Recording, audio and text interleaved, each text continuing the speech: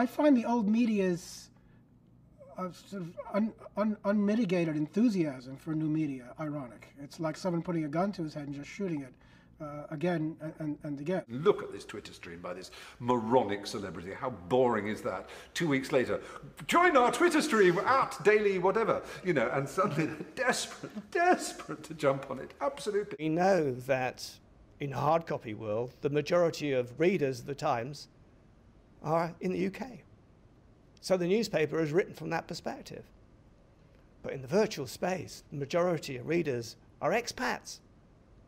And they don't have the same sort of understanding. They're not living in the UK. Therefore, the paper needs to change. That anyone who wants to participate has at least the means to participate is a huge change. So in that sense, the word democratic, the web has been this huge increase in the participatory logic of the media environment. For the first time, what is being debated is not being dictated by a hierarchy at the top of a newspaper. We've been rapidly developing these new systems of how to navigate and recommend that replace a very well understood system of authority. And that is genuinely scary. We've got this way of creating stuff, collaborative and open, which isn't really viable economically in some ways, and we're still trying to work out how we might make our livings out of it. What would I say to the people who are sitting in front of their computers, believing in revolution? They're dupes, or they're exploited, particularly those of them who stupidly give away their labor for free, so that young men in Silicon Valley can become infinitely rich. The traditional models would survive around scarcity. Which I don't think necessarily is healthy for society. Journalism sucks now. Music sucks now. Media sucks now because everyone can kind of make this stuff.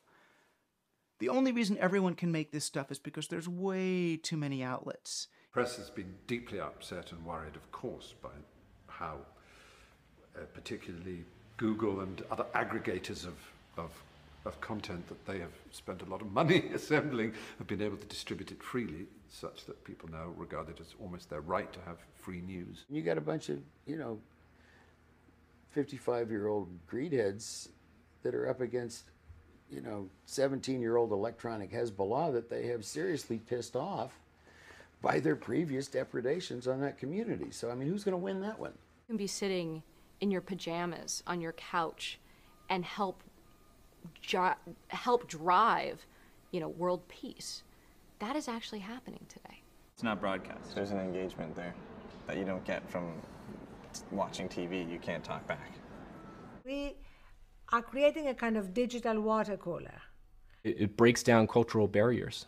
In the past, I think people have just kind of consumed their knowledge, or I guess their perception of the world just through media. Stuff that's emerging in social media is people trying to find new, interesting ways to communicate, become more efficient, become more engaged, become more informed. And I think it leads ultimately to having more empathy. There's reality and there's ideology. So when you listen to the young men who run Google, they will spout the ideology about the absence of an edge. They will talk about doing no evil. They will attempt to reform the world in their image. The reality, though, is they're monopolizing the print business. They're putting newspapers out of business. I can't get paid to write because there's so much writing out there. But this is a temporary stage. This is not a function of technology, but a function of economics. Wait a minute, how do you pay the mortgage? You're sharing all this stuff for free, but who's putting the groceries on the table? Someone needs to pay for this stuff. Search occupies this really magical moment in advertising where demographics, billboards, commercials on television, they're really trying to find people who are likely to be thinking about buying a service or think about buying a product. And with search, we don't need to guess. We know what they're thinking about because they just typed it into the box. And we were like, well, for an advertiser, that's the perfect moment. Nothing is free. You are paying for your free Guardian.